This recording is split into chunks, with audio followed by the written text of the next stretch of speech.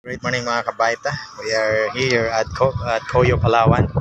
So the name Coyo is from the word cashew. It means in Filipino, it is kasoy.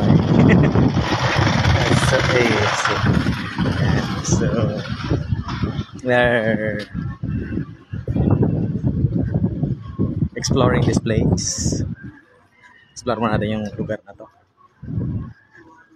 Together with our new friends from Germany and her wife, Fatima. After this, mga 3 o'clock, tatawid na kami ng Puerto Princesa. This is what I say, I am enjoying doing First Bite Plus business because of